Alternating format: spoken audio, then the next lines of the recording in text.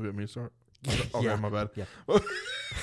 No, you know what? We were doing a cold open anyway. This is the cold open. That's why I thought you were going to start. Yeah. Okay, so I have been talking all week to you about Forget About It. I forgot about we were doing a cold open. We have to keep this in. Yeah, we have to. I've been talking to you all week about Forget About It, Yeah. how it's like been making its rounds on Twitter. And before I say the news, because you usually do animation news, even though like I would say I'm the animation Yeah. guy. It's like, you know, you're doing all the I didn't have any news research for for- Forget About It. So apparently, according to a announcement by one of the voice actors on the official YouTube channel of Forget About It, more episodes are coming on YouTube. Yes. So apparently, also it's Yes. been like previously mentioned that more episodes might be made. So it's not like, oh, it caught on Twitter, so now we're making more episodes. Yeah. They're They like already had saying it in like, the no, works. this fall new episodes, which wouldn't, even though it was Flash animated, it wouldn't have come out that fast. Yeah, yeah. For the memes. So yeah, that got announced. All the clips, I've been re-watching it myself here and there between other things that I've been doing. It's been, I have a loose Tums in my pocket. That's a random side thing. I'm just gonna. This is how today's been for both of us. Update, it was a button. Still helps with digestion. If you say so. Exactly. Anyway, so yeah, like that clip, like those clips I showed you, or there's one that I couldn't show you because Twitter just wasn't bringing it up and Yeah. YouTube wasn't bringing it up, where I think I told you about it, where he's in night school and the mom's Yeah. like, "Go up to your room, old man." Yeah. And you decided there's. I wanted to see it before you showed me that, and then like especially the football clip. Yeah, I love it. dude, I love it's it. one of those things where it's probably not. Hindenburg flew. It's probably not like the most peak TV there is. I mean, Yeah. it's pretty standard adult animation fare if you really think about it. Yeah. But it's just it's great. We love Canada. Yeah, We love Canada. especially because it's basically.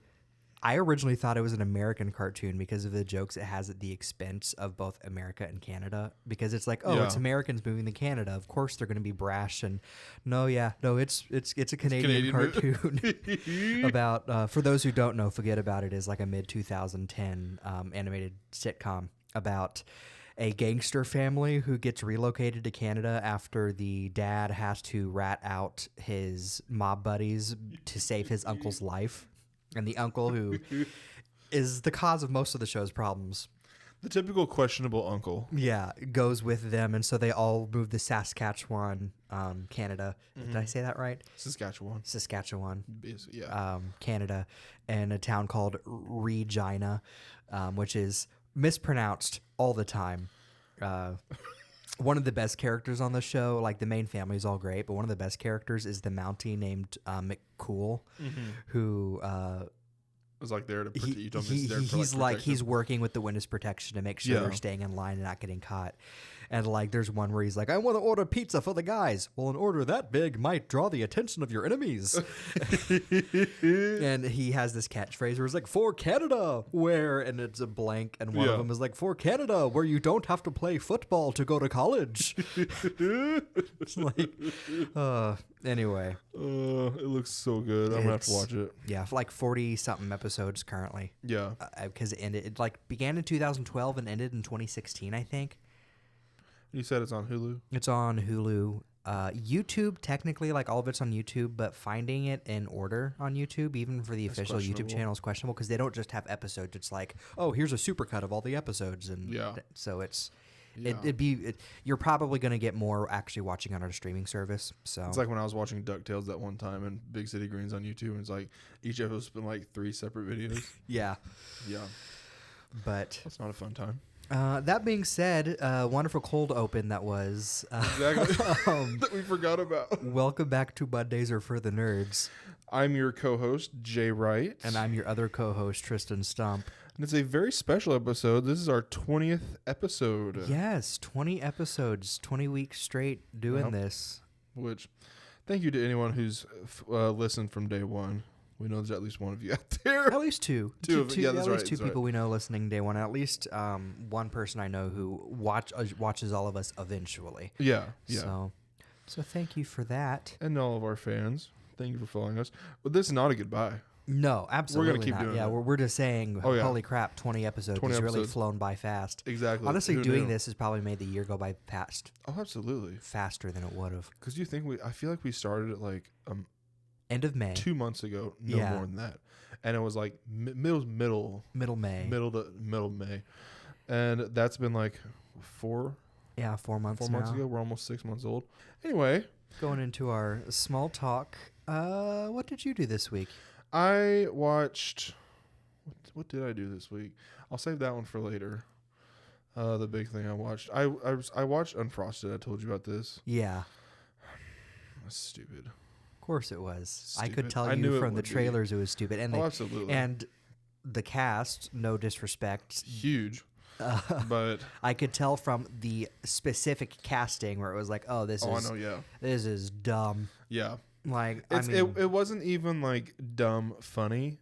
It was dumb where I was like rolling my eyes a lot. I get I can't remember the name of it, that one superhero movie with Melissa McCarthy. I got that Thunder Force. I got Thunder Thunder Force Force. vibes from the trailer. I think Thunder Force is better than You think Unfrosted. Thunder Force is better than Unfrosted? Holy crap! Because Yeah. I have not Yeah. finished Thunder Force. Mhm. I barely ever don't finish movies. Yeah. I have not finished Thunder Force because I was like, this is a waste of my time. I liked Thunder Force better than Unfrosted, mostly because of Jason Bateman as Half Lobster Dude. Okay, But I mean, even Thunder Force had like some jokes in it. Where I'm like, this is legitimately. like you get a superhero comedy starring stinking Melissa McCarthy and Octavia Spencer, Yeah. and you waste it on gross out humor Mm-hmm. and. No, that's it. Yet it's still better than Unfrosted in my opinion. Okay. Hugh Grant, I thought would save it a little bit as Tony Tiger, but nope. Because there's one scene where I'm like, okay, this is going off the rails Yeah. more than it already has. But We need to find a random brand and make a fake movie about its history that isn't Pillsbury, because that's still going to be the That's last. me. That's That's still going to me. be the last That's me. movie you want to make. So we gotta find we're one putting it out here. No one makes. I have dibs on Pillsbury. I have dibs on the rights to Pillsbury's life and to make a movie about him starring Ryan Reynolds. What if we make? Of course, the person that originally made the meme will get. some Oh, she'll kind get. of- Oh yeah. yeah. I some say kind of she'll. I reference. don't know who it is. She- They'll get whoever. credited. Yeah. 100%. Story by credit. What if we make a movie about the schoolgirl rivalry between Little Debbie and Sarah Lee? Have Will Ferrell come back as Little Debbie like he did on Jimmy Fallon. Oh, absolutely. Yeah, Oh, Jimmy yeah. Fallon is Sarah Lee.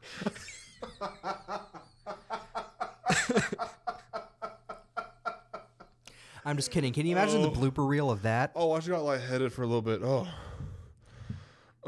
Can't that'd even be keep perfect. a straight face during one SNL skit. You think you can keep a straight face for a whole movie? Exactly. What else did I do? Oh, I played Plucky Squire. You played a little bit of Plucky Yeah. Squire. What'd you think of it? I think I'm in chapter 4. Oh, wow. So, I I'm think there's like pretty good 9 with- chapters or something in it, but Yeah, I like it. I didn't know it was gonna jump from like. Is this a spoiler for you? 2D to probably 3D. not. Oh, yeah, 2D, 3D, yeah. Yeah. Well, I that's didn't know in it the- jumped from that. You didn't know that? I Because haven't that's seen in any like trailer from it. that's in the description where they discover a 3D world. I didn't read the description. I read it because like you told me about it. Mm-hmm. I like it. I really like it. It's like kind of like a just chill game. Of course, I went back to Batman. I told you about that.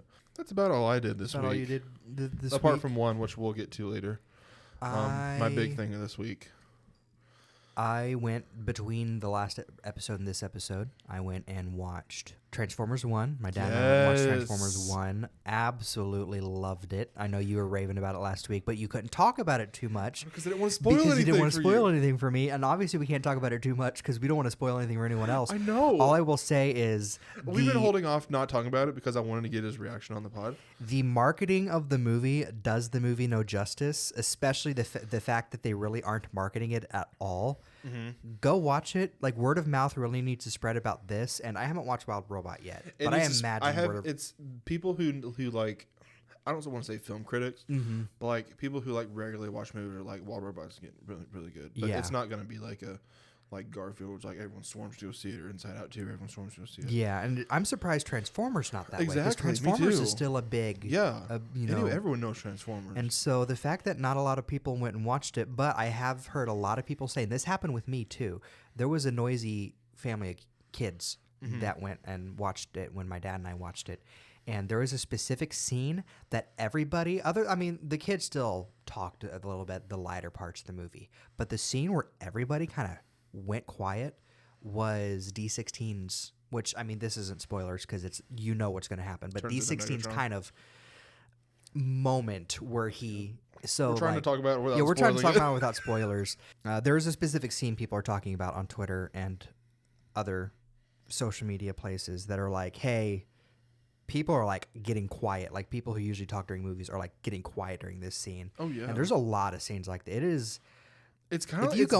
If you go in expecting a kids Transformers movie, don't. It's a Transformers movie like you would expect, just with a little bit of more animated, like it's a little more comedy heavy. Yeah. But it's about the friendship and like how it can end over something so trivial and like two opposing views. Yeah. On one thing. On one huge thing. Oh yeah. And that anyway, just leads to like so many good. it's one of those vocal movies I watched it. It performances. made me sad that it has to be it's technically a prequel to the live action films. Like even though there's 3 million years to work with, it's still like, man, you eventually have to lead into the live action movies when you could just do your own thing with this. Yeah. It's so good. It's Bumblebee, so good. Keegan-Michael Key is hilarious as Bumblebee. Yeah, and the best quote in the movie. I can't even say it on the podcast, but my dad and I watched the whole movie going, Sentinel Prime, that voice is so familiar. And then we went John to the Hamm. credits. We were like, "Oh, John Hamm. Okay, yeah." Yeah. My dad immediately was like, "Oh yeah, that's Steve Buscemi of Starscream." And I'm spending Yeah. the whole time going, "I don't know who Starscream is, but he's doing a good job sounding like Starscream." That being said, who knows how much of this conversation I will actually keep in because of runtime. One of my favorite lines is it's in the trailer. It's in one of the trailers, so it's not a spoiler. But like when Bumblebee's gagged. Yeah. Or they have like the cover over his mouth. Why'd you cover his mouth? He kept talking. Was it Soundwave or Shockwave? Yeah, one of the Shockwave two. was like, even in his sleep? Especially when he was unconscious. The way Shockwave or whatever one it was the way he delivered the lines, you punched me in my eye. Like, it was just This delivery was so perfect. so many good laugh out loud moments in the movie. Oh, yeah. And so many good like emotional moments in the movie. Oh, like yeah. it's just, it was a great film, and Oh, yeah. I hope they get to make a trilogy like they seem to want to be doing. I hope. They said hope. if it is successful, and that doesn't always mean successful in the box office, because there have been movies even in recent times that didn't do well in the box office but still got sequels. So even if it's, I mean, I would hate for it to lose it, but even if it gets direct to streaming or DVD or whatever, I give it a 9 out of 10, maybe even a 10 out of 10, because it was so good. Yeah, there's one big thing that people are probably going to be surprised that I'm not going to be able to talk about, but that's because this week was very, very busy for me. Like I'm saying I've watched a bunch of shows. That's because at the expense of sleep, I have watched shows. Yeah, and we are recording a day early. Yeah, we are also recording a day early because of said busyness. So if we miss any news from this next day, then we'll add it on to next week. Yeah. I forgot to mention that at the top of the episode. So yeah. But that's basically what I did this week. Should I get into my releases this week? Yes, sir. On Wednesday, September 25th, in the theatrical side of things, we got the second day that Superman, the Christopher Reeve story, was released in theaters because it was Christopher Reeve's birthday. On Thursday, September 26th, Killer Heat got a limited release. On a remote Greek island, twin brothers find themselves entangled in a tumultuous love triangle. A troubled detective known as the Jealousy Man is brought in to investigate the case. In theaters, or on Friday, September 27th, we got the premiere of Lee. Model turned Vogue photographer Lee Miller, played by Kate Winslet, battles sexism from the military to head to the front lines of World War II. Also, Andy Samberg is like the co-star, and he's like his first like legitimately dramatic role. Huh. Yeah, because he plays like I think a Jewish photographer who's like her like sidekick. Okay. And like he wanted the role really bad because his like grandma was like big in that. I'm excited to see that. I want to see it eventually. I love me some Andy Samberg. So. Oh yeah. We got the premiere of Megalopolis, Francis Ford Coppola's 40 years in the making passion project. A conflict between Caesar, a genius artist who seeks to leap into a utopian, idealistic future, and his opposition, Mayor Franklin Cicero, who remains committed to a regressive status quo, perpetuating greed, special interest, and partisan warfare. We got the premiere of Notice to Quit, Andy Singer, an out-of-work actor now struggling as a New York City realtor, finds his world crashing down around him when his estranged 10-year-old daughter Anna shows up unannounced on his doorstep in the middle of his eviction. We got the limited release of Azrael. Years after the apocalypse, a devout cult of mute zealots hunts down Azrael, a young woman who escaped her own imprisonment. I believe Samara Weaving is in that. And we got the limited release of Hellboy, the Crooked Man. Hellboy, which is really flying under the radar. Only because they kind of decided last minute, oh, it's going on Amazon. Yeah. Hellboy and a rookie BPRD agent find themselves stranded in 1950s rural Appalachia. They soon discover a community of witches led by a local devil who has a connection to Hellboy's past. On the streaming side of things, Ellen DeGeneres, For Your Approval, her new comedy special, premiere on Netflix on Tuesday, September 24th. In the final comedy special of her historic career, Ellen gets candid about fame, parallel parking, and life since getting, quote, kicked out of show business. Wednesday, September 25th, saw the release of Inside Out 2 on Disney+. And Friday, September 27th, saw the release of Wolves on Apple TV+, Will and Harper on Netflix, and Apartment 7A on Paramount+. Terry Giannoffrio dreams of fame and fortune in New York City, but after suffering injury, an older, wealthy couple welcomes her into their home in Bramford. When she receives an offer at another chance at fame, it seems that all her dreams are coming true. However, disturbing circumstances soon have her second-guessing the sacrifices she's willing to make for her career, as she realizes that something's evil is living not only in Apartment 7A, but in the Bramford itself, which I believe is a Rosemary's Baby prequel. It's a prequel to some kind of like classic horror thing like that. Okay. Julia Garner. And then for the third week in a row, we got news on The Wild Robot in that it released in theaters finally. And you I saw it got to go last see night. it. I think this was the first. I mean, no, because Transformers, but Yeah. this is the second big release in wanted a to see row it that I so haven't gotten to bad. go see. I will hopefully get to go see it Sometime soon because it is so good. because obviously I'll be editing Sunday, and then there's another thing I need to catch up on Sunday, but then I also Yeah. kind of want to go see Wild Robot Sunday, but then Yeah. Sunday's going to be my last day off for like 14 days. You can go see Wild Robot like Sunday night or something like that. Yeah.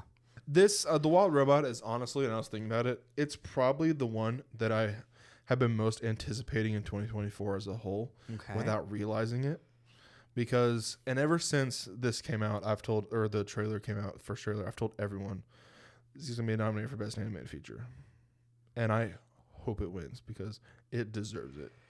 I told you I got out of it last night. I was like, I teared up 4 separate times, and then I legitimately was like crying in the theater another 2 times. And like those were like lip quivering where I'm like, I'm about to burst into tears right now.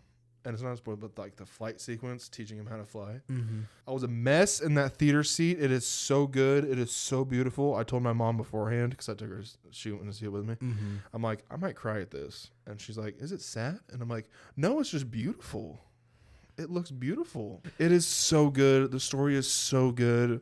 The voice, Lupita Nyong'o is so good in this, and so is Kit Connor as the Bright Bill, the little Gosling.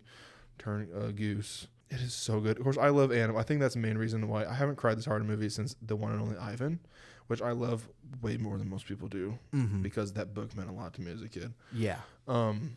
I was watching that on Disney Plus when it came out, which has been removed. I did not know that because I was thinking, man, I hadn't watched that. Yeah, there was like when they first started like removing stuff, it was in like a batch of like the first 7 that they removed, which I'm like, that movie's so good. But this movie made me cry more than that did because when I was watching that, I just burst into tears at one scene, even though I knew it was coming. Mm-hmm. This one made me cry. It was just because it was beautiful and I love like animals so much, so it was like the nature of it was so good, and like the whole story, it's go see The Wild Robot. It's not going to do good in the box office, I feel like, because it's like not getting much attention. And if Transformers didn't do good, then this is definitely not going to do good. I saw someone say, I can't remember who.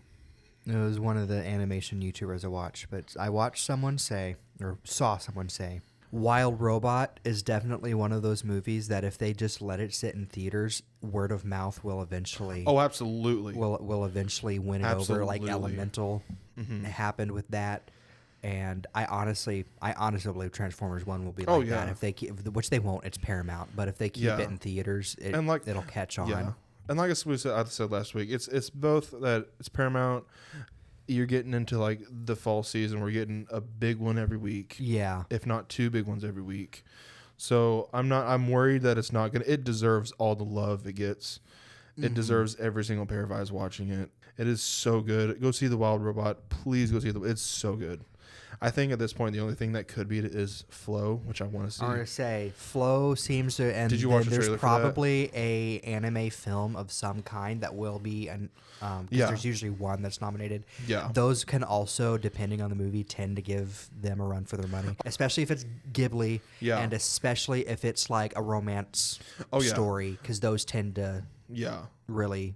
If I had to go off if I had to make an early predictions right now of what's going to be nominated for Best Animated Feature, it's The Wild Robot. Flow's going to be up there because this guy got to like 100%. Yeah, I know they're already campaigning to be nominated. And I want to see it. It's like Latvian. I've never seen like a foreign besides Godzilla -1. I know Memories of the Snail is getting really good reviews from all the film festivals. There's probably the anime one, and then I would say Inside Out 2 is probably Inside Out 2 is probably sure gonna be Disney's big, because I doubt Moana 2. I'm sorry, Moana 2. No, love Moana, but no. Inside Out 2 for like the box office alone is gonna be, and the anxiety scene. Yeah, is gonna be. It's Oscar. Oscar bait there, right there. I think it's gonna be. I hope it goes to Wild Robot, because I've been from day one. You know it from day one that I've said best animated feature 100%. On the TV side of things, on Sunday, September 22nd, we got the series premiere of Matlock on CBS. Kathy Bates' final role, which is getting good reviews. I think I saw. Yeah, and from her interview, is it that when it gets canceled, she'll be done? Like her so final if it goes on for multiple years, then she's like, I guess I'm doing it for multiple years. Yeah, unless she like decides to quit. Unless she either decides to quit or something else pops up that she just decides to go. You know what? Maybe after all. But the way she talked in her interview, it's like, no, you need to quit after this if it's starting to get to you that bad. Yeah. So yeah. Anyway, I haven't watched it yet. The way I haven't seen it. The way I interpret it as like she's not going to take any more roles after this. Yeah. Sunday, I also saw the series premiere of Rescue High Surf on Fox. Monday, September 23rd, saw on NBC the Voice Season's 26th premiere and the series premiere of Brilliant Minds, and then 911 Lone Star Season 5 premiered on Fox. Shout out to my mom and I, we watched it. September 25th, saw the One Chicago season premieres on NBC, as well as on Fox, got the season premieres of The Masked Singer and The Floor. We got the series of Mr. McMahon dropped on Netflix, and the series premiere of Grotesquerie dropped on FX, and the Everybody Still Hates Chris started on Comedy Central. Thursday, September 26th, saw the season premiere of 911, as well as the series premiere of Dr. Odyssey and the season premiere of Grey's Anatomy, all 3 of those on ABC. We got the season 2 of Calling from Accounts on Paramount Plus, and the series release of Nobody Wants This on Netflix. And then Saturday, September 28th, the season 50 premiere of Saturday Night Live. Oh, yeah. Hosted by Gene Smart, musical guest Jelly Roll. I'm so excited for this season. Yeah, me They too. need to come out with like bangers of hosts. Because I haven't regularly watched SNL in a while, and by regularly watch, I mean I used to regularly watch like old episodes, and then I would sometimes watch newer episodes. Because honestly, if you compare it to like SNL before you and I were born versus SNL, even SNL 2000, late SNL 2000s, you get like the Bill Hader, Kristen Wiig, and Maya Rudolph era. Yeah, even then. and it starts to. Yeah, just kind of teeter down. Yeah. And so I've heard that they're starting to pick up momentum again. It is. I think in the last season or 2. I hate to say when Kate McKinnon dropped off because she's a goat. Yeah. But not that it correlated. It's just that it timed out that way. Yeah. I'm very excited. I've been like a steady watcher since it was whenever Kylo Ren. I think it's since 2015 when Force Awakens came out. Yeah, because that honestly was Adam Driver's episode was. Oh yeah, I think that's the first time we saw like him as the grandpa. It might have been his second episode, but But ever since then, I've been like a steady watch every single episode since then. And on the music side, The Weeknd released a new single titled "Timeless," and then you're excited for this. Yeah, Weird Al. I'm excited Weird for this Al too, announced, especially you, his dates and stops for his bigger and weirder 2025 tour, which is going back to using props and doing a full-on show. Songs adding more people for the orchestra. I don't know if it's an orchestra, just more people to the band. He said, I don't know, because when I went and saw him several years ago, it was his orchestra. which was your first tour, concert. which was my first concert, and this will be my second concert because I don't like concerts that much. But when it's Weird Al Yankovic and a select few of others, I will try to go. And this one, we're going. I cannot wait. You told me like where we're going. It's like, dang. Yeah. Just dropped the big bucks on it. Yeah. Well, yeah. So I'm so excited. And he said songs that he's never done in tour, but like on stage before. I'm like, there's a couple I can think of that I don't know if he's just decided. Because there's one I don't think he will ever do. And if he does that one, I'm going to be like, what the heck? And it's Hardware Store. The lyrics in that are so rapid that doing it live is very, very hard. Oh. Anyway, Hardware Store is a tough one to do. But there's one I hope he doesn't do it a whole lot because of how long it is. But I kind of hope he does. And it's Albuquerque. Because apparently when he does it in concert, it's even longer and more jokes are added and stuff. So I'm like, man, just because it's my favorite Weird Al song, I would like him to do it. But obviously that one, like if he's going to have a whole concert, he's probably going to put as many songs as he can in it. But also like save the big ones for big stops. And he's going to be there a couple days. But yeah. Still. I got some gaming releases. September 23rd was Death in the Red Light on PC from Mystery City Games BV and publisher Indie.io. Amsterdam, 1988. A dead body in the red light district. The Dutch capital of sex and drugs is a washed-up detective's one shot at redemption. Explore the seedy underbelly of Europe's most notorious city. Solve complex puzzles and crack the case while experiencing Amsterdam at its worst. Looks pretty cool. It's like $10. Sorry. A $10 detective game. Yeah. Did you get any of the plot, or were you... Okay. Okay, yeah. Athena Crisis on PC and mobile from devs Nakazawa Games and publisher Knoll Games. Athena Crisis is a modern retro turn-based strategy game that places you in command of 40-plus units in your journey across the multiverse. Embark on a challenging single-player quest or dive into the thrill of ranked or casual multiplayer modes to become the best Athena Crisis player. We also got Tiny Glade on PC from Pounce Light. Tiny Glade is a small diorama builder where you doodle whimsical castles, cozy cottages, and romantic ruins. Explore gridless building chemistry as the game adorns your glades with procedural detail. No management, combat, or goals, just kick back and turn forgotten meadows into lovable dioramas. And then September 24th, we got Aura, History Untold on PC from devs Oxide Games and publisher Xbox. Build a nation and lead your people throughout the history of the pinnacles of human achievement as you explore new lands, develop arts and culture, conduct diplomacy, and go head-to-head with your rivals to prove you are the greatest ruler ever known. It's your world now. We also got Aura of Worlds on Switch and PC from devs Cognitive Forge. Aura of Worlds is a chaotic creative tactics roguelite platformer. Explore multiple dangerous worlds where you utilize creative abilities and wield the environment to your advantage. Blast, dash, grapple, fight, and charm your way through ever-changing death labyrinths and outwit powerful guardians. We also got Beyond Galaxyland on all major platforms from developer Sam Enright and publisher United Label. Take to the stars in the retro-futuristic adventure RPG Beyond Galaxyland. Spanning the very cosmos, join Doug and his plucky, gun-toting guinea pig Boom Boom on an exhilarating planet-hopping journey to save Earth itself. We also got Bloomtown, a different story on all major platforms from devs Lazy Bear Games and Different Sense Games and publisher Twin Sails Interactive. Bloomtown, a different story, is a narrative JRPG mixing turn-based combat, monster taming, and social RPGs set in a seemingly pleasant 1960s Americana world. Join Emily and her group of friends to save their cozy town from the demonic creatures that live in the hearts of its residents. We also got Disney Epic Mickey rebrushed on all major platforms from developer Purple Lamp Studios and publisher THQ Nordic. Embark on a magical journey in Disney Epic Mickey rebrushed. Shape your adventure with the stroke of a brush and transform Wasteland as Mickey Mouse in this beautifully recreated 3D platformer. I cannot wait to get my hands on that. That is one of my games where I wasn't going to be able to get it on launch, but I will probably be getting it as soon as I can. Yeah. The Wii one is such a nostalgic thing for me. It is probably one of the first games I remember asking for specifically and like wanting to pre-order. Yeah. Worlds of Aria on all major platforms from devs Ludogram and publisher Ishtar Games. Lead your D&D-like adventuring party on an epic exploit narrated by Laura Bailey. Invite your friends for free to the group with the friends pass or strike out on your own. Collaboration, betrayal, and luck of the dice. What wild escapades will you and your companions embark on?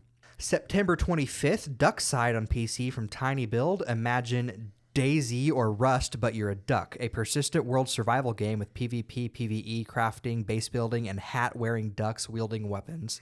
It looks pretty funny.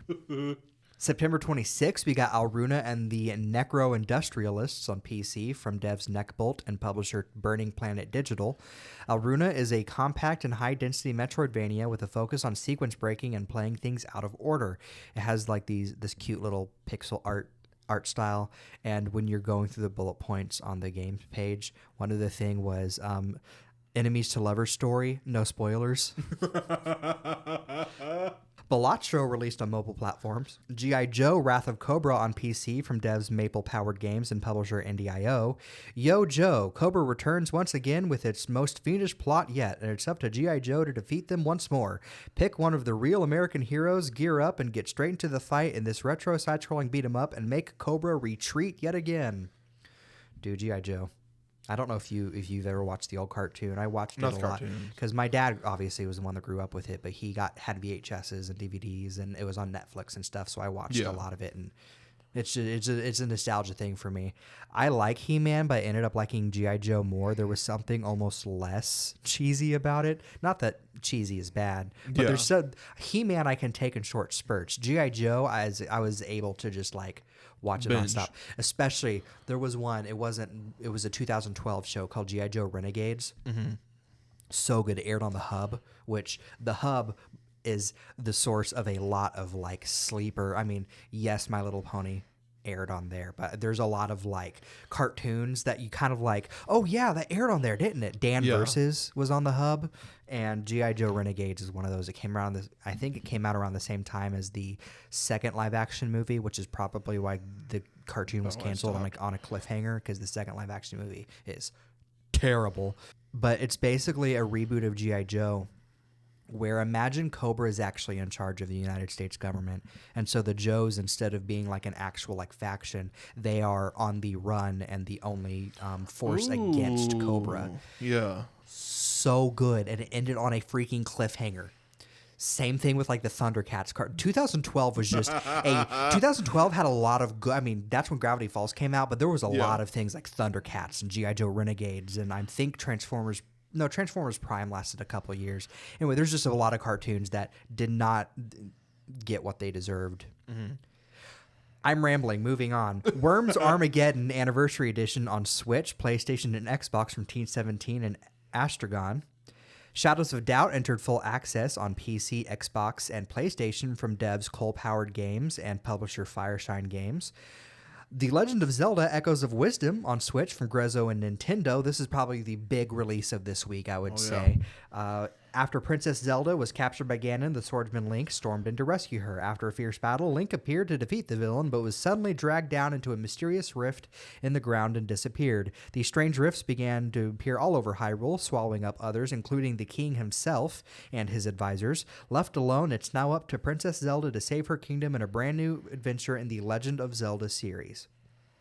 Do you have it right here? I have it right here. I have not gotten to play it yet because I worked all day yesterday and all day today, and then we had to record tonight. Yeah. So I haven't quite gotten to play it yet. I might get like an hour with it tonight, and then I'll get to play it more in a couple days. So I do not get to have my first impressions on a big like a personal big release for the first time in the podcast. Stay tuned for next week, though. But some cool things about it. So they did like a dev vlog or dev blog all week where they were doing interviews with the developers. The map is 8 times the size of Link's Awakening on the Switch, which isn't a big map, but it's like, you know, big for big for a Game Boy game being remade for the Switch. Yeah. And so it being 8 times that size is huge. It's also on top of being the first game in the series in the Legend of Zelda series, where you get to play as Zelda officially. We're not counting certain other ones. It's also the first game in the series to be directed by a woman, which is pretty cool. I'm trying to think of any of the other things that got pointed out during that dev vlog. Those were like the 2 big things I saw. Hearing a lot of good things about it. a lot of Zelda fans saying this is pretty good one. I was worried about it being too different from most Zelda games, but they're saying other than the fact that you have to approach things differently, it very much is a Zelda game. So that's pretty good. I'm excited for it. I've been, I had to pick it up on my way to work yesterday, so it sat there taunting me in my bag. Yeah. September 27th, Renatus, I think is how you're supposed to pronounce that, on PC, Switch, and PlayStation from Furyu Corporation and publisher NIS America. Fantasy meets reality in Shibuya, Tokyo, where magic is something to be feared. In this action RPG, a young wizard seeks freedom through strength, and an officer seeks to control magic and restore order. When their paths cross, a darkness that will transform the world descends. And probably the biggest release of the month, Looney Tunes Wacky World of Sports on all major platforms from devs Bamtang Games and publisher Game Mill Entertainment. Get ready for basketball, soccer, golf, and tennis combined into one Looney Tunes sport game. Gain power-ups to incite chaos against your friends and family as you control your favorite Looney Tunes character, probably not the one you're thinking of, in 4-player local co-op mayhem. But watch out for falling anvils. I say not the one you're thinking of because it's like your favorite Looney Tunes character. Is Marvin the Martian playable? You see, Foghorn Leghorn? You see, like Foghorn Leghorn is usually regulated to like being the referee and stuff in these games. Give me like Mario versus Sonic at the Olympic Games, but with Looney Tunes. Yeah, imagine absolutely. how epic that would be. Right? I got a couple posters, a lot of trailers. We got some posters released of Red 1, Gladiator 2, It's What's Inside, Sinners, a new Shadow the Hedgehog poster for Sonic the Hedgehog 3, a new poster for a couple character posters of The Last of Us Season 2 featuring Joel, Ellie, and Abby. I got their own individual character posters. More on that later. And a new poster for Megalopolis. In terms of trailers, Sunday saw the surprise to me release of a new trailer for Red 1. Looks like critics are gonna hate it. I'm gonna love it. Oh yeah, like we said that before. Yeah. Red 1. I'm just glad we're getting a new Christmas movie that isn't a horror movie. Exactly. Releasing November 15th in theaters. New trailer for Gladiator 2 releasing November 22nd in theaters. New trailer for Everybody Hates Chris. The final trailer for Everybody Hates Chris that released this week on Comedy Central. First trailer for Sinners releasing March 7th in theaters. Outer Banks Season 4 with Part 1 releasing October 10th on Netflix. The first trailer for Wizards Beyond Waverly Place premiering on October 29th on Disney Channel. The first teaser for Dream Productions releasing December 11th on Disney Plus. More on that later. New teaser for Win or Lose releasing February 19th on Disney Plus. Trailer for Cross releasing on November 14th on Amazon Prime Video. A Real Pain releasing November 1st in theaters. Shrinking Season 2 premiering October 16th on Apple TV Plus. New trailer for The Last of Us Season 2 releasing sometime in early 2025 on Max. Flow releasing December 6th in theaters. Ballerina releasing June 6th in theaters. New teaser for Moana 2 releasing November 27th in theaters. Elevation releasing November 8th in theaters. Maria releasing December 11th in theaters. And a new teaser for Piece by Piece releasing October 11th in theaters. And a new teaser for Smile 2. That's actually a new poster for Smile 2. In terms of release dates, Maria got an official release date of December 11th on Netflix. Trap will release on Max on October 25th. The Brutalist will release on December 20th in select theaters. Described as a post-war American epic with a runtime of 3 hours and 35 minutes with an intermission. Queer releases November 27th in select theaters. Dream Productions releases December 11th on Disney+. Martin Scorsese's Jesus movie and Frank Sinatra biopic have been delayed indefinitely. There was plans to shoot both movies back-to-back this year, but that will no longer happen. Alien Romulus releases on digital on October 15th and on 4K UHD and Blu-ray on December 3rd. It's the second week in a row it's been mentioned. And The Life of Chuck still has not, which I've heard people say is surprising, being a Mike Flanagan directed Stephen King adaptation, still does not have any official acquisition or release date. And it's winning all these like film festival awards. Second week in a row, Neon is in talks to acquire the film for a release sometime in 2025. A news release date that you missed. Did I miss one? The day the Earth blew up, the Looney Tunes movie. I was about to Google that. It's getting a premiere date. It's premiering at a film festival October 17th, I believe. And we'll say our source for that is Eric Bowes' official Twitter Yeah. account. In terms of casting, Tamara Smart has been cast as Thalia and Percy Jackson in The Olympian Season 2. Everybody Still Hates Chris. Io Adebri will guest star. I Know What You Did Last Summer's sequel, Freddie Prinze Jr. will officially star. They announced that Emerald Fennell's adaptation of Wuthering Heights has cast Margot Robbie and Jacob Elordi as Catherine and Heathcliff, respectively. The Boys Season 5, Daveed Diggs has been cast. Tim Roth has been cast in the Peaky Blinders movie. Catherine Bigelow's next film, following how the White House reacts in real time to missiles headed for America, has revealed a full cast featuring Idris Elba, Greta Lee, Tracy Letts, Jared Harris, Gabriel Basso, Moses Ingram, Anthony Ramos, Jonah Hauer-King, and Rebecca Ferguson. And Hilary Swank has been cast in Yellow Jackets Season 3, which she will be a recurring guest star with the option to become a series regular in a potential fourth season. I love me some Yellow Jackets. Deliver Me From Nowhere, the movie about Bruce Springsteen's recording of Nowhere. Stephen Graham will star as Douglas Springsteen, Bruce Springsteen's father. And Maxwell Jacob Friedman has been cast in Happy Gilmore 2. That's all for your miscellaneous. Now it's time for my miscellaneous news here. Including the one I'm most We can breeze through these. Mr. Incredible, Elastigirl, and Frozen skins are now in Fortnite as of September 27th. Yes. A Level 5 Vision presentation was held on September 24th. Fantasy Life I, The Girl Who Steals Time, now releases in April of 2025, originally slated for October of this year. A new trailer and gameplay for Professor Layton in the New World of Steam coming 2025 to Switch. First look at the game's villain, Gunman King Joe, and further looks at the setting, the American town of Steam Bison. Very excited. I wish we had a more specific release date. Deca Police is now delayed to 2026, originally slated for release in 2023. I mean, it looks cool, but I'm like, man, the Level 5 announced all these games early last year, and none of them released within this year, which is like, let's go. I mean, they are a smaller team, so I honestly hope they're not putting too much on themselves and having to find shortcuts. Izuma 11 Victory Road has been delayed to 2025. And Izuma 11 a remake of the original game in the series, has also been announced for a 2025 release on all major platforms. And Yokai Watch Spiritual Successor Holy Horror Mansion was announced to be in development. And then PlayStation State of Play was held on September 24th. Astrobot will receive new speedrunning challenges and 10 new bots to rescue this fall. More content to come in 2025. I saw that. More levels to make me angry. Sucker Punch has announced Ghost of Yotai, a follow-up to Ghost of Tsushima, to release in 2025. Yes. Horizon Zero Dawn Remastered releases on October 31st on PS5 and PC, boasting graphical upgrades and over 10 hours of re-recorded conversation mocap. Yeah. Which that's a lot of effort put in for a remaster. Yeah. For the last Regardless few remasters, of my reactions. most of the remasters have just been, look, we made it look better. So Yeah. this is them actually putting effort to try to make things a little no, we could have fine-tuned some things.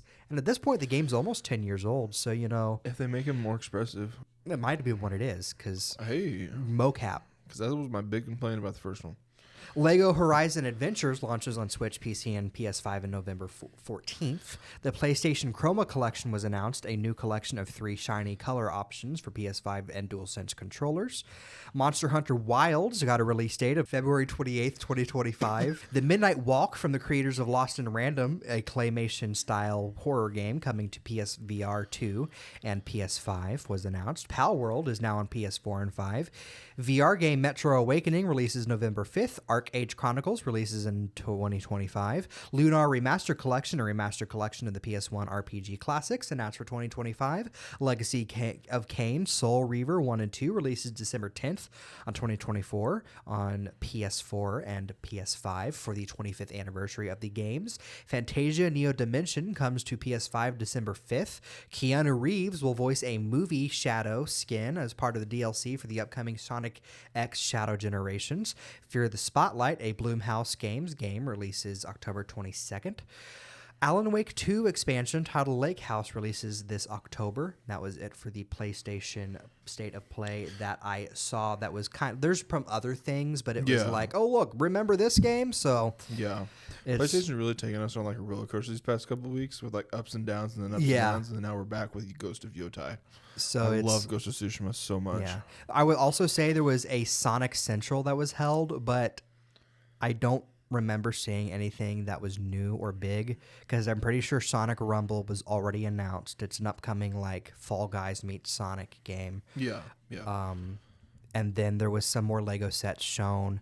Tokyo Game Show has started this week. Xbox had a showcase September 26th, and this was I looked up Tokyo Game Show, and this seems to have been the biggest thing so far. If there were any other new announcements, like I said, I did not have a whole lot of time to prepare for today's episode.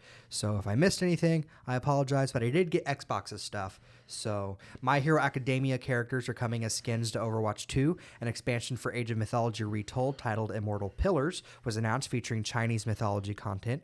StarCraft Remastered and StarCraft 2 are coming to Xbox Game Pass November 5th. Tanuki Pond Summer was announced, a cute game about biking around small towns and saving money to repair shrines. Rio Games Beyond and Humble Games announced Threads of Time, a 2D HD RPG about time knights traveling through time.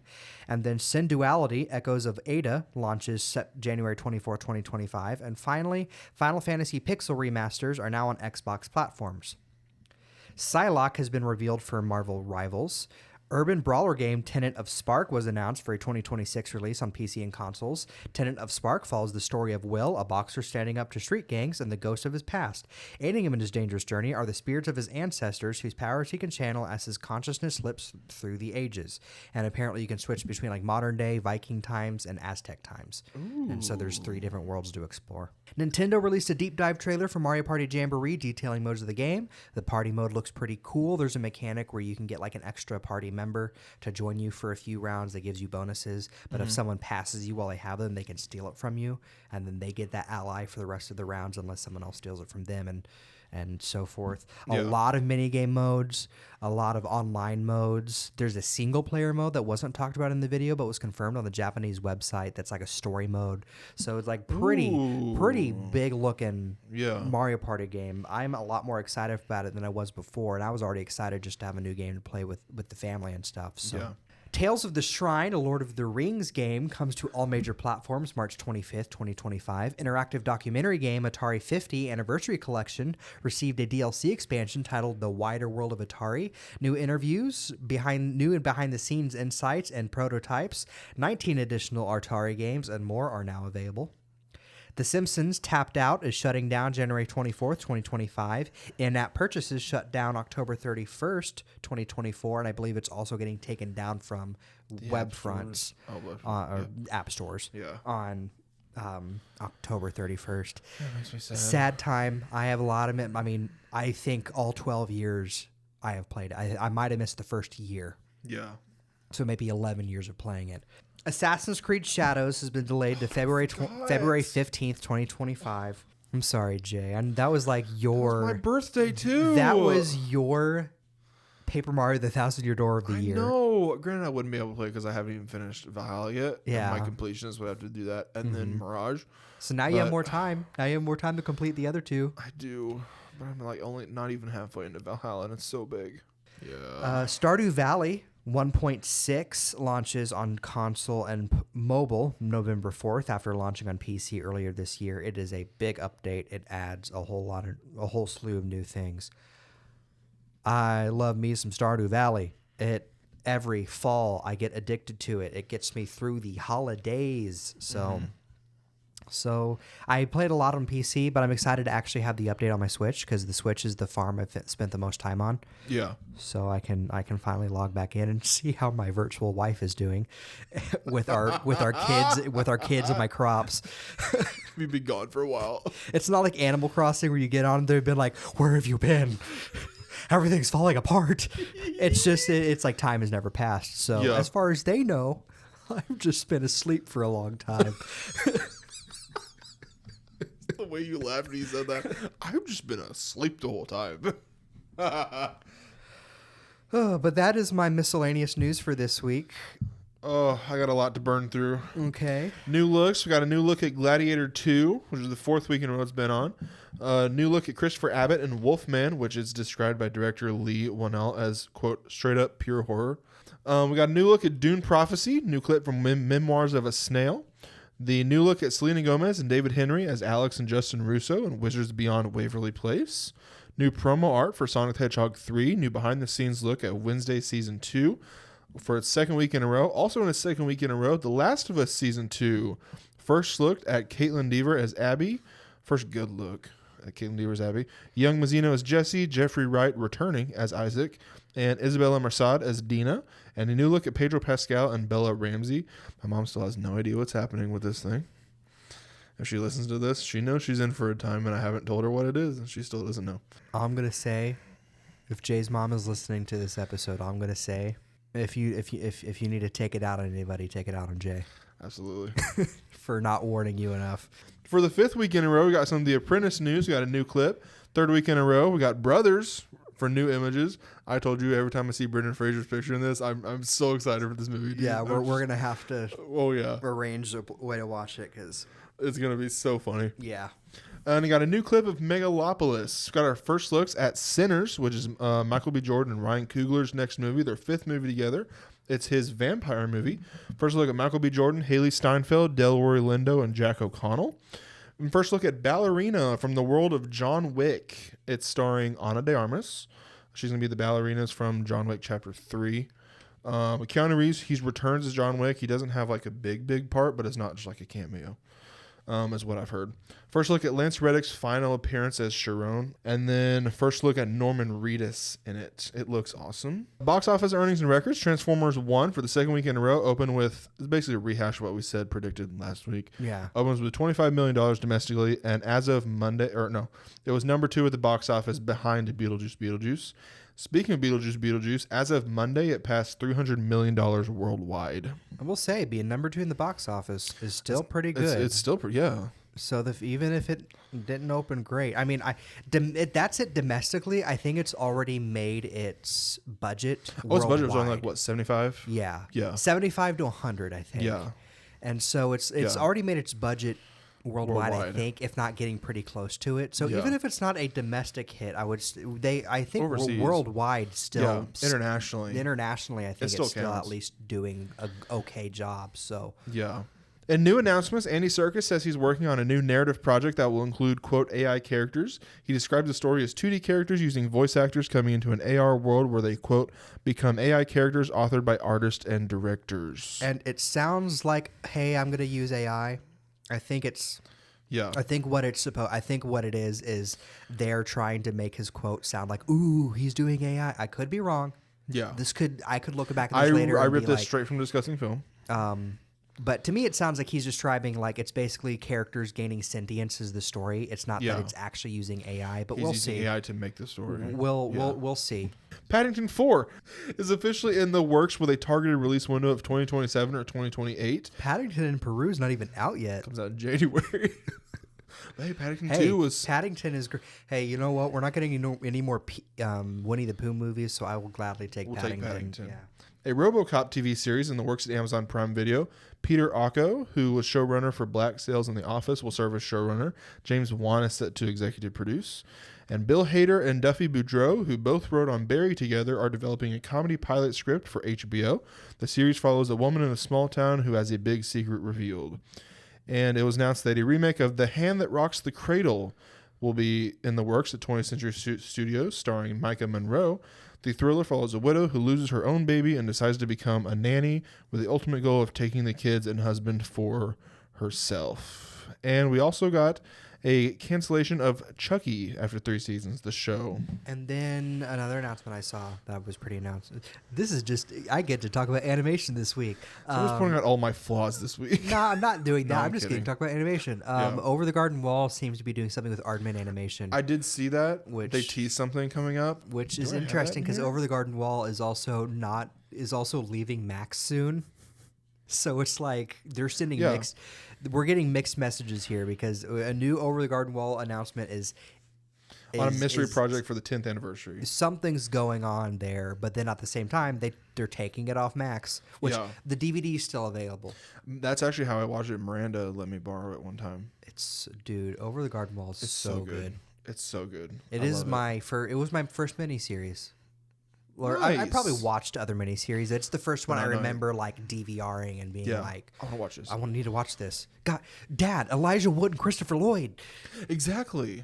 That's what made me want to watch it. Was that it was Elijah Wood? It's so, I didn't even know it was him till like I started watching. I was like, wait a minute, that voice sounds I familiar. had a point-and-click adventure game that he was the main character of that I played. So I kind of immediately, even if I didn't already know, I immediately was like, oh, that's Elijah Wood because I've watched stuff that he's voice acted in so much. So yeah, you know what to listen for. Yeah. Real quick, I just forgot about this. Paddington, Peru, I saw was did you see this? No. Influenced by Werner Herzog's Aguirre, The Wrath of God, and Fitzcarraldo. I haven't seen either one of those. I don't, but by name alone, I'm like, Paddington in Peru. We love Paddington here in the anyway, pod. so my new Curious George movie was inspired by War and Peace. That is all I got for miscellaneous news. The big thing. So anniversaries this week, we have quite a bit. This is a big week for TV, anniversary-wise. We have September 22nd is the 20th anniversary of Lost, the 30th anniversary of Friends, the 10th anniversary of Gotham, the 35th anniversary of Baywatch, the 20th anniversary of Veronica Mars, the 35th anniversary of Family Matters, the 25th anniversary of West Wing, the 19th anniversary of Criminal Minds, the 19th anniversary of Everybody Hates Chris, the 37th anniversary of Full House, the 14th anniversary of Earth's Mightiest Heroes, the Avengers cartoon, the 32nd anniversary of Hanging with Mr. Cooper. And that's September. That's all on the 22nd? That's all the 22nd. Jeez, Criminal Minds is 19 years old. Yeah. Oh, my goodness. September 23rd, we have the 15th anniversary of Modern Family, the 22nd anniversary of CSI Miami, the 21st anniversary of NCIS, 19th anniversary of Ghost Whisperer. This is still the 23rd. The 62nd anniversary of The Jetsons, the 10th anniversary of NCIS New Orleans, the 5th anniversary of Bob Hart's Abishola, the 15th anniversary of Cougar Town, and the 30th anniversary of Shawshank Redemption. That's not a TV show, but, big movie. September 24th, we had the 17th anniversary of Big Bang Theory, the 17th anniversary of Chuck. Yes. The 31st anniversary of Boy Meets World, the 10th anniversary of Blackish, the 11th anniversary of Agents of S.H.I.E.L.D., the 11th anniversary of The Goldbergs, the 14th anniversary of Blue Bloods, the 60th anniversary of The Munsters, the 39th anniversary of Growing Pains, and the 20th anniversary of Shaun of the Dead. September 25th, we had the 15th anniversary of Freaks and Geeks, the 7th anniversary of Young Sheldon, the 54th anniversary of The Partridge Family, the 49th anniversary of Rocky Horror Picture Show, the 15th anniversary of Paranormal Activity, the 37th anniversary of Princess Bride, and the 8th anniversary of our top source for the show, Discussing Film. Yes. Thank you, Discussing Film, once again and always. September 26th was the 62nd anniversary of Beverly Hillbillies, the 42nd anniversary of Knight Rider, the 60th anniversary of Gilligan's Island, the 6th anniversary of Single Parents, the 14th anniversary of Downton Abbey, the 16th anniversary of Suit Life on Deck, the 55th anniversary of Brady Bunch, the 10th anniversary of Box Trolls, the 10th anniversary of The Equalizer, and the 56th anniversary of Oliver. September 27th was the 18th anniversary of Sabrina the Teenage Witch, the 15th anniversary of The Cleveland Show, the 12th anniversary of Elementary, the 70th anniversary of The Tonight Show, and finally, September 28th was the 37th anniversary of Star Trek The Next Generation and the 18th anniversary of Ugly Betty. So that's a lot more anniversaries than I usually include. Because it's so because good. I was reading so many of these. I'm like, yes, these are weird numbers, but this is a lot of big TV all in 1 week. Yeah. Which September it's is the like fall. It's the fall slot, network. obviously. Yeah. But like for all of some of these shows are personal, but like a lot of these shows peak are considered like classics. classic shows now. Modern Family, the best. Friends, Gilligan's Island, the Beverly Hillbillies, of course. Big anniversaries this week. So those are my anniversaries this week. Do you have any birthdays this week? I do. The birthdays return of have birthdays. returned after a 2-week hiatus. We're back, boys. Sunday, September 22nd, we got the birthday of Tom Felton from the Harry Potter franchise and The Flash, the TV show, turned 37. We got the 66th birthday of Joan Jett, singer behind Cherry Bomb and I Hate Myself for Loving You. Monday, September 23rd, saw the 75th birthday of Bruce Springsteen, the boss singer behind the albums Nebraska and Born in the USA. That's the album I said Nowhere earlier. The 46th birthday of Anthony Mackie, Twisted Metal actor, the MCU's Falcon and now Captain America, and the one with the biggest crush on Sebastian Stan. The 65th birthday of Jason Alexander from Seinfeld. Plenty of other things. That's just the first thing, obviously, that came to my mind. And the 47th birthday of Warren Cole. He's in Yellow Jackets. He's the dad, but he's also the voice of Rafe from Uncharted 4. Okay. Yep. So Tuesday, September 24th, saw the 21st birthday of Joe Locke from Heartstopper and Agatha All Along, and the 31st birthday of Ben Platt from Theater Camp, the movie, and the original Dear Evan Hansen. Wednesday, September 25th, saw the 56th birthday of Will Smith, who you know from Men in Black, Independence Day, and Bad Boys, and the 41st birthday of Donald Glover from Atlanta and Community, and also known as the artist Childish Gambino.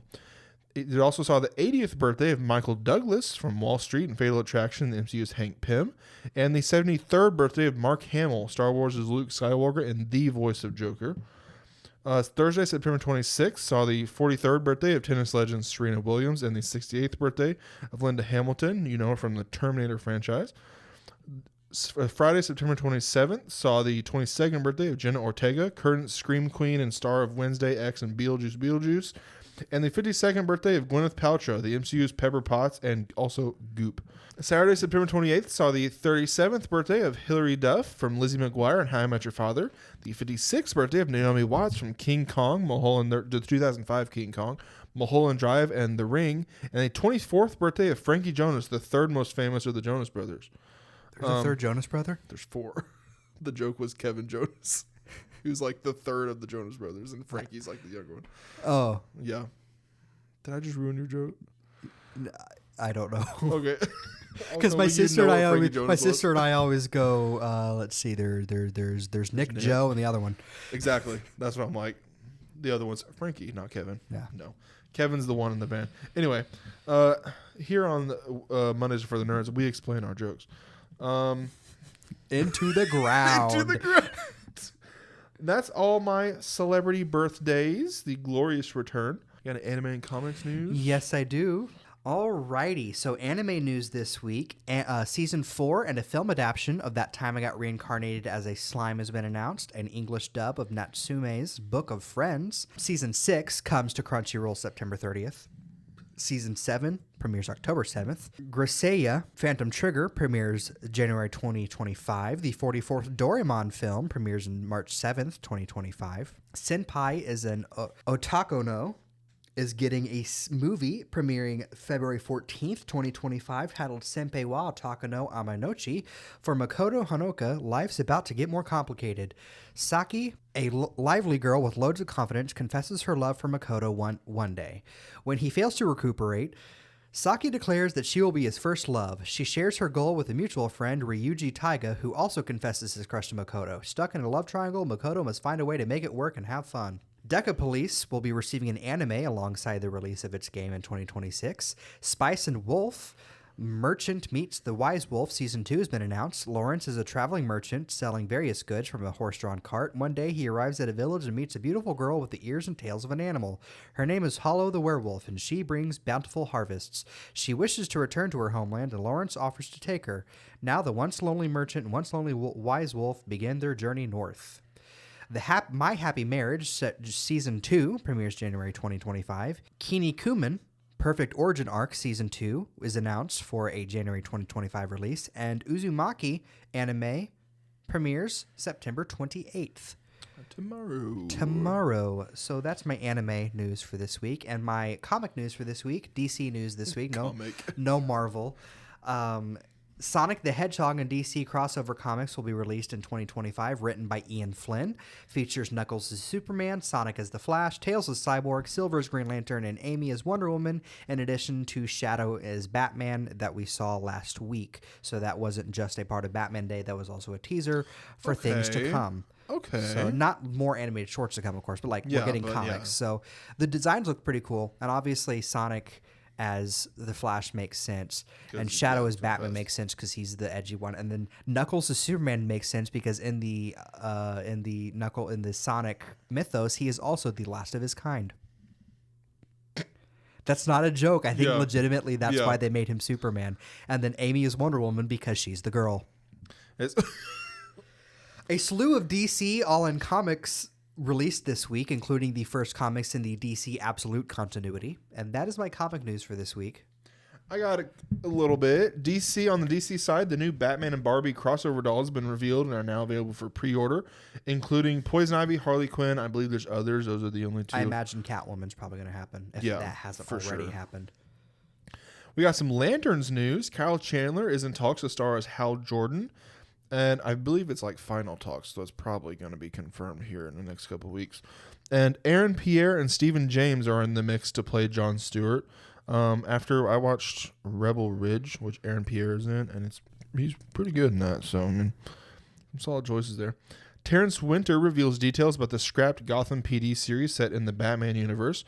It would have followed a third-generation cop in a largely corrupt Gotham City, and would have been a 1970s-style cop show and inspired by Prince of the City.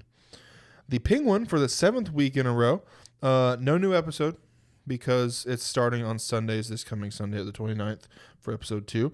But episode 1 debuted with 5.3 million viewers across all platforms on HBO. Oh, wow. Which is amazing. For the 6th week in a row, we got news on Joker Folie à Deux. Lady Gaga released a companion album on September 27th called Harlequin, including the single The Joker. We got new posters for ScreenX and Dolby and a new look. It was revealed for the Supergirl Woman of Tomorrow. Matthias Schoenaerts has been cast as the villain, currently unnamed, does not reveal which villain he's playing.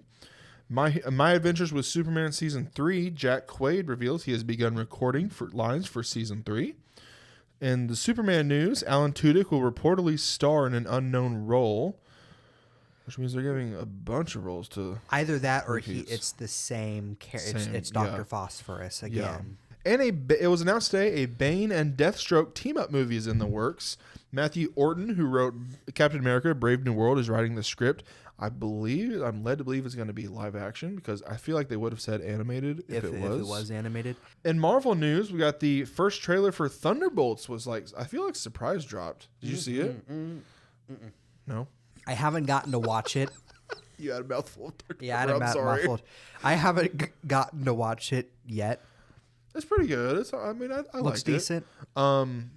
The first trailer was released. It was first look at return of Taskmaster, Ghost, Yelena, Bucky, U.S. Agent, and Red Guardian. First look at Lewis Pullman as Sentry. 20th week in a row, Deadpool and Wolverine. We didn't have to find news for it either or accidentally bring it up. It's sticking around for now. Thank goodness we accidentally brought it up that one time. Oh, 2 weeks ago. Yeah. Releasing on digital and physical media in October. Digital releasing on October 1st, and then on 4K UHD and Blu-ray on October 22nd. New behind-the-scenes look of Hugh Jackman's various Wolverine variants was released. Again, spoiler alert for a movie that's been out since the end of July. A deleted scene has been released, was an elevator scene, which I saw Ryan Reynolds say something like, yeah, I've seen Dr. Ant and the... It's Dr. Hand and the Quantum Verse of Madness. Yeah. Yeah. I love it. And then Marvel will also be campaigning for awards consideration, including Ryan Reynolds for Best Actor and Hugh Jackman for Best Supporting Actor. Agatha All Along, for the 5th week in a row, episode 3 was released. First episode got 9.3 million views in its first 7 days, and it was reportedly Marvel Studios' least expensive live-action Disney Plus series to date. In Fantastic Four First Steps, Joseph Quinn says he's been, quote, setting himself on fire quite a lot. Quote, I just get a big tub of gasoline and douse myself in that. I love the amount of fun he's having with this. Yeah, he's just like, man, I'm sitting in my car just screaming flame on. Exactly. Which gives me the same energy as Matthew Lillard talking about getting ready for Shaggy. Oh, for absolutely. The live action movie where he just screamed in his car, and the director was like, are you okay? Hey, you fine? Oh, I feel like we're going to get a good Johnny Storm from this. Oh, yeah. You would never thought I'd say this on the pod. Morbius got a little... What? Jared Harris, when asked why he took a role in the film, I've got a mortgage to pay. That's a quote. So why did you take the role? Because it was Morbin time. It's more. You're done. No more. I referenced an old meme. Once again, explaining my joke. Mondays are for explaining jokes. That's all my comics news. That's all my news this week. We got our celebrity deaths. I didn't have any until I saw one Thursday when I was doing notes. And then one And it was, today. Eduardo Zoll, he was 58. He was the star of Extreme Makeover Home Edition, died after stabbing. And it was announced this morning that Dame Maggie Smith, who played Professor McGonagall in the Harry Potter franchise, and Violet Crawley in Downton Abbey, amongst many others. So many others. Sister Act. Why is that the first one that came to my mind besides these two? Sister Act. I think she's in the First Wives Club. Yeah, she's in the First Wives Club. First Wives Club. Yeah. She sadly passed away at the age of 89. It was announced this morning. For my sources this week, got SF Standard, Empire, Deadline, Movie Insider, The Playlist, Hollywood Reporter, Variety, Famitsu, Fandango, WeirdOwl.com, Independent, Entertainment Weekly, and Famous Birthdays. My sources this week were Famous Birthdays, Discussing Film, IGN, Indie Informer, comicbook.com, Crunchyroll, Games Hub, official sites and socials of the studios and companies mentioned today. And I know we mentioned it before, but Discussing Film as well. Happy anniversary. Yes, happy anniversary Discussing Film. I hope for your sake that Wallace and Gromit is everything you hope for. Now on to the final installment of our favorite tier list we've ever done. The final week. Do I even need to pull up the list, you think? No. No? I think they're in the same order that's on the list anyway. Okay. So, classic movies or recent movies remade with the Muppets in mind. And how good would they be as those remakes? Starting off this week, Alien. I think this is the same as Predator. Mm-hmm.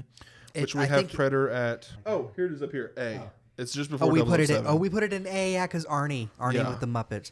So I think Alien is about up there because the hilarity of a Muppets horror movie, especially because this one is probably going to be more so than the Predator. Are we keeping Sigourney Weaver? And obviously yes, the Xenomorph are going to be the same. We keep the Xenomorph because the Xenomorph technically already was a puppet. Yeah. And animatronic, but yeah. And so you keep the Alien, you keep Ripley, Sigourney. And then everybody else is a Muppet, and then I mean a chest bursting scene with a Muppet. Do you just have it be a hand? Or and then it just goes to, and it just like goes to the next Muppet to grab its face. I was like fluff coming out of everywhere instead of blood. Oh man, we're messed up. We are. John Wick ruined us for this. Absolutely. But yeah, I would say A tier as well. I would say A tier as well. I don't up there with Predator. I would say with Predator, maybe a step above. Above so it, like but still below 007. Yeah, still below 007 because Muppet spy movie. So next is Ghostbusters. This one has been a hard one to think about what the human we keep. What do you think? Because I think either Rick Moranis or Annie Potts. And then replace all the Ghostbusters. And replace everybody else, Sigourney Weaver and all the Ghostbusters with Muppets. I kind of want to keep Rick Moranis. You want to keep Rick Moranis? Yeah. Okay. And obviously Slimer stays the same because he's already a Slimer, puppet. yeah. Stay Puft. Stay Puft stays the same. What about Zool? Is that the demon dog dude? The demon lady that comes out of the... Does that stay the same, or do we turn her into a Muppet too? And it'd be like probably an evil-looking Muppet. It wouldn't be any specific Muppet. I think we turn her into evil-looking Muppet. Evil-looking Muppet. And then the four Ghostbusters. Kermit, Fozzie, Gonzo. Kermit, Fozzie, Gonzo, and then do we make Honeydew Egon? Does that make Gonzo Ernie Hudson? And then Kermit is a less mean Bill Murray, and then Fozzie is Dan. And then Fozzie is Dan Aykroyd, and then Sigourney Weaver is Miss Piggy. Yeah. Oh, absolutely. And then who is Annie? Do we just replace we just replace Annie Potts not with Scooter with Beaker, so we still get like Bunsen and Beaker. Yeah. And so instead of like, you know, her flirting with Egon all the time, it's just him like, yeah, like, oh yeah, the phone rings, me me me me me me me me, and then instead of we got one, just me me me, hitting the button. And I'm thinking S tier. You're thinking S tier, Ghostbusters. Or high A. I'd say high low A. S because it's Ghostbusters with after Mamma Mia for sure. I feel like yeah. Why did we put Twisters above Mamma Mia again? I forget. Because disaster movie. That's fair. With Disaster with Muppets. the visual of the Muppet cow in the middle of the tornado. I forgot about the Muppet cow. It's just in the air and it just looks in the camera and is just like, oh, I wonder what was in that grass. Oh, and then it just keeps going. We're going back an episode. Yeah, we're going back an episode. Anyway, next up is the Goonies. the Goonies. Now, I've mentioned this before. A lot of the time, the human of the movie is the villain. Mm-hmm. So, like the Muppet movies, there's the villain and it's lackeys. Woman. So do we keep the woman and then Uncle Deadly and the bear as the two? Like, because they're usually the sidekicks. If we're going by Chris Cooper standards, or do we keep all three Fratellis as the humans and have them beat up some Muppets, and then have them, or not beat up some Muppets because they're all. Oh, that's fair. But and then that would mean you make Sloth and all the Goonies Muppets of some kind. Do we keep Sloth though? Because Sloth would be hard to replace with a Muppet unless it was just another big Muppet. Like, I don't think you could make Sweetums Muppet or Sloth or anything. Yeah. So do we keep Sloth and then Miss Fratelli, and then we replace the Fratelli brothers with Uncle Deadly and the bear? The bear, yeah. Because they're the go-to henchmen, like I said, with Chris Cooper. And then the rest of the Muppets, we would just fill out the cast with Muppets. Who would Chunk be? Chunk? Either Gonzo or Fozzie. But probably Gonzo, because Gonzo's usually the butt of the joke of, you know... I have a something you might shoot down for Josh Brolin's character. Okay. Pepe. Because of like the whole bravado, like of the bravado, yeah, the big brother, the jerk, basically. And then trying to impress Miss Piggy and Janice the whole time. That also makes him technically, if we're going to go by main character status, automatically with Kermit. That would make him Kermit's older brother in the movie. Pepe is Kermit. Absolutely. Yeah. I feel like Honeydew needs to be Data? Kei-Kwan. Not Kei-Kwan. Yeah, I think Data's his name. I think so, yeah. Yeah. Kei-Kwan. Mouth would be Rizzo. Oh, absolutely. Absolutely. Is that Corey? Yeah, Corey Feldman's character. And then Kermit as Mikey. Astin. And then Chunk as Fozzie. Chunk as Fozzie, yeah. And then who we say Gonzo was? We didn't say Gonzo was anybody. I don't think Gonzo would fit in here. No. Because Pepe... Unless you made because Pepe is too perfect his mouth. Yeah. No, Rizzo's mouth. Yeah, Rizzo's mouth and Pepe's Josh Rizzo's too perfect his mouth. Unless we make Chunk Gonzo and then Fozzie just kind of gets sidelined in this movie. For the sake of having our Gonzo and Rizzo pairing. I think that would be good because Gonzo, and then because they argue all the time. Yeah, and then Gonzo discovering the big scary guy. Yeah, is also comedic. I think we just sideline Fozzie for this. I want to say S tier. You want to say S tier again? Of course, that's because we love the Goonies so much. Yeah, we need to put that aside. So would it be made? Would it still be a good Muppet movie? I feel like it would. You feel like it would? Hey, maybe they could actually keep the octopus scene this time. What? You didn't know about the octopus? Okay, so Data mentions at the end of the movie, oh man, we saw this octopus. It was crazy, but it's not actually anywhere in the movie. A scene where a giant octopus was cut from the movie. It was included in the Lego Dimensions level and mentioned at the end of the movie. Was it like too scary? I think it was just cut for time. Cut for time? Yeah. Oh. Yeah, they can't keep the octopus then. They could. I was saying they could because Muppets and stuff. They would be, Yeah, I think it's no lower than A for sure. No lower than A in my mind. We could. I don't think it's like down here though. I feel like if we were gonna put it in A, it needs to be higher A. Need to be higher A. I put it up. What are you thinking? Put it up in higher A. I would say because I don't think it's quite S. Yeah, but it still would be a good time because it's Muppets. Oh, it's gonna hunting. be an amazing time. Yeah, Are we thinking like Alien level or put it? Planes, Trains, and Automobiles level? Planes, Trains, and Automobiles level, yeah. Above it? I'm gonna put it. I feel like it'd be above it. Yeah. In my opinion. Next is Raiders of the Lost Ark. Raiders of the Lost Ark. Do we want to do just Raiders of the Lost Ark? Or Indiana Jones as a whole? Because if we do Indiana Jones as a whole, do we just make Miss Piggy the female lead every time? Yes. And then we make Kermit the Indiana Jones? Or is Kermit Indiana Jones and then Miss Piggy is only the female lead once and then the other two times are just the other two humans? No. I feel like we need. Do we just keep the Nazis every time? so it's the Muppets dealing with. Yeah, because you can't have. Why am I getting lightheaded? Is there something wrong with me? You're just laughing really hard and like. So yeah, I don't know.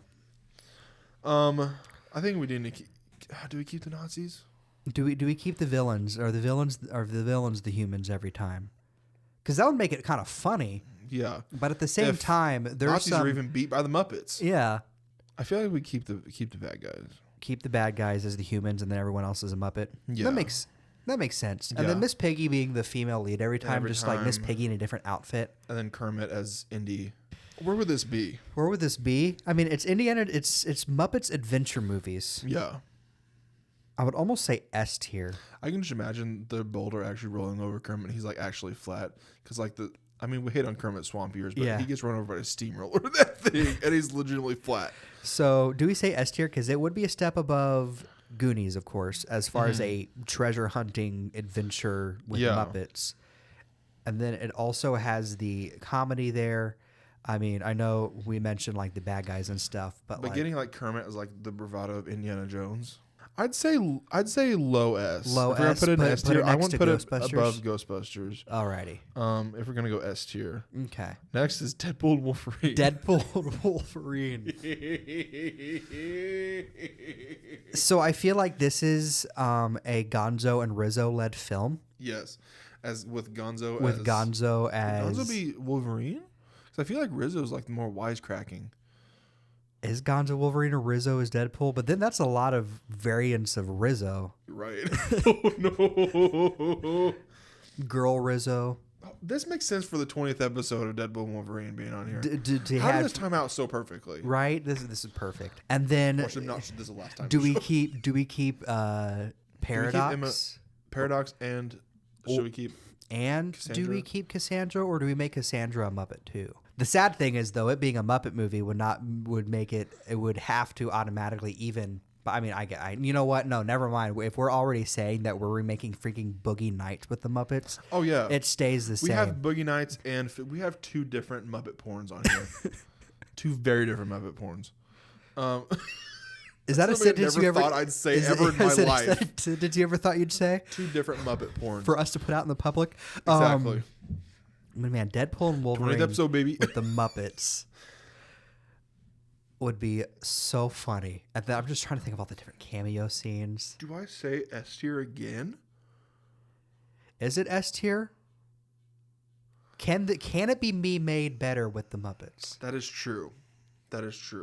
Because we say Gonzo and Rizzo because we feel like that's the best like bickering comedic duo for the. Because I don't think Kermit. The car scene with just Gonzo going at each other. No, the car scene is literally just Ryan Reynolds and Hugh Jackman dressed as Gonzo and Rizzo.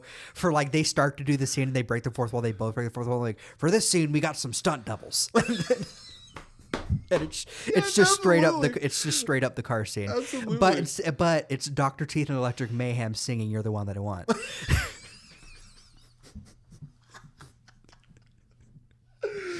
the songs that play is like Rainbow Connection, stuff like that. Yeah, he hits him and Rizzo hits Gonzo against the radio and it starts to play, instead of playing a Greatest Showman song, it plays his I Want song from Muppets in Space for a split second. Is Camilla Dogpool? No, Camilla's Lady Pool? Yeah, Camilla's Lady Pool. If Gonzo is Deadpool. Gonzo is Wolverine. Or would Rizzo be Wolverine? Because Rizzo would also would be better at the like sad, like not wanting to be like he is because that's how he is in Christmas Carol. Yeah. He's the one that's like Gonzo Sad. is being the wacky one, and Rizzo's the one that's like, why are you dragging me along for this? Who's Pepe gonna be? Who's Pepe gonna be? Honestly, I feel like Pepe would be a good paradox. No, Pepe would be a good Gambit. Oh, absolutely, absolutely. You're right. I can't understand you. I'm saying what I would do, okay?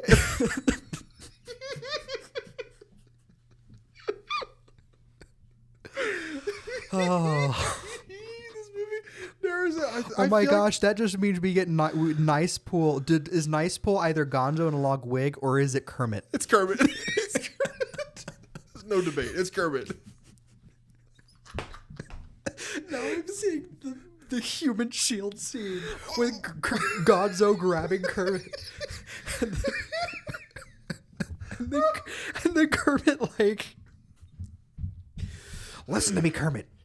You can do this. I can do this. Say it with me. I'm gonna live. It's still just like fuzz. Okay, I have a say. Okay. I think we've reached John Wick territory. You think we've reached John Wick territory? I think we've reached John Wick territory. Is it up? Is it better? I think it's for sure going to be above Home Alone. Okay. Do we agree it's S tier first? Yes, absolutely. Okay. I think so. The more we've talked about it, more exactly. I'm like, and Gonzo and Rizzo leading a movie. Oh yeah, it's a good time anytime. Yeah. But I'm thinking if we're going by standards of if just killing or like Muppets for John Wick, I feel like this has to be up there with John Wick, if not above it. Because like just the Muppet gore up there with John Wick. I agree. Yeah. This man. Is it above or is it below? I'd say it's below because John Wick is the original. Yeah. But then I never thought we'd be placing this in S tier. Neither did I. I thought this was going to be a funny one where it'd be like, we'll throw it in like B tier or something like that. Yeah. No, yeah. The more we've talked about it, the more it's like, more I almost want this. Even if it's not Disney, and even if it's not Deadpool and Wolverine, just a Gonzo and Rizzo movie. Yeah. That's a little more like for like made mature, like the older Muppet stuff. Muppet movie. Yeah. Give that PG-13 for Muppets is rated R. Give us like original tone Muppets where it was definitely made where like kids are going to enjoy it anyway, but it's definitely made for older. Oh yeah, like one of the first episodes of the Muppet Show. There's like a tattooed Lydia, the tattooed lady, and it's like a tattooed pig, and Miss Piggy's like, "You been cheating on me?" I'm like, Grim's like, "No," like that level. Yeah. Sorry. What's next? It's the Some Like It Hot. Some Like It Hot. We keep Marilyn Monroe. Absolutely. And then Kermit and Fozzie. As the male leads that cross dress a lot. Okay. This would be. This is just classic comedy that gets done with the Muppets. So this is, I think we almost like this being the Muppets alone. We've almost made this top heavy. Mm-hmm. I don't quite say it would be S tier, but I think it's A tier. A tier. What level of A? Like lower A? Put it right smack dab in the middle, like next to, right between Indiana Jones and Planes, Trains, and Automobiles. Goonies and Planes, Trains, and Automobiles? Yeah, Goonies and Planes, Trains, and Automobiles, because Indiana Jones is S tier. Never mind. And then Last Elvis. One is, so honestly, my dad is going to kill me because Blue Hawaii. I don't know if I've actually watched it. I've watched a bunch of Elvis movies with my grandma and great grandma, and they kind of blur together for me. Yeah. But you keep Elvis, obviously. Oh, absolutely. And then it's just an Elvis movie with the Muppets. And so that's just feels like it would be a great time. Yeah. But would it be a really great time? I'm thinking it's high B. High B, yeah. This is just kind of standard. Up there with Thor or above The Departed. I feel like it's above The Departed. Above The Departed, below Thor. I agree. Yeah, right there. So this is our final ranking of Deadpool and Wolverine. Not Deadpool and Wolverine. Our final ranking of the Muppets remaking classic movies. In the S tier, we have John Wick, Deadpool and Wolverine, Home Alone, The Princess Bride, Twister, Mamma Mia, Ghostbusters, and the original Indiana Jones trilogy. In the A tier, we have Star Wars, 007, Alien, Predator, The Goonies, Some Like It Hot, Planes, Trains, and Automobiles, Rocky, Lethal Weapon, It, Twilight, Jumanji, and the original The Crow. In the B tier, we have the Lord of the Rings franchise, Thor, Blue Hawaii, The Departed, the Friday the 13th series, The Ten Commandments, The Phantom of the Opera, and Major League. In the C tier, we have The Breakfast Club, The Green Mile, Boogie Nights, 50 Shades of Grey, and To Kill a Mockingbird. And in the D tier, we have the Saw franchise. That is our final ranking of, has to be part 1. Oh, absolutely has to be part 1. Idea for part 2. We get your mom to give us 35 movies. There we go. And then we go to my parents. My dad's going to be like, I don't know what my dad's going to recommend. That is our episode for this week. Thank you for joining us on the 20th episode of Mondays Are for the Nerds. You can find us on our socials. The podcast, you can follow us on most socials at Mondays for Nerds. You can follow me, Tristan Stump, on most social medias at Sir Stumpsalot or at Sir Stumpsalot17. You can follow Jay on Twitter at PoThePanda001 and on Instagram at I think it's Chris M. Pratt fan. Chris M. Pratt fan. M as in Michael for his middle name. And don't forget to like, comment, subscribe, and do all those engagement things. Yes. And if you want to, comment ideas for future tier lists. Because we will definitely take them into account. Oh, yes. And thank you once again for 20 episodes. What a way to end it. What a way to end a 20th episode. A surprise near top of the tier list. Yeah. Thank you. Thank you. Goodbye. Bye.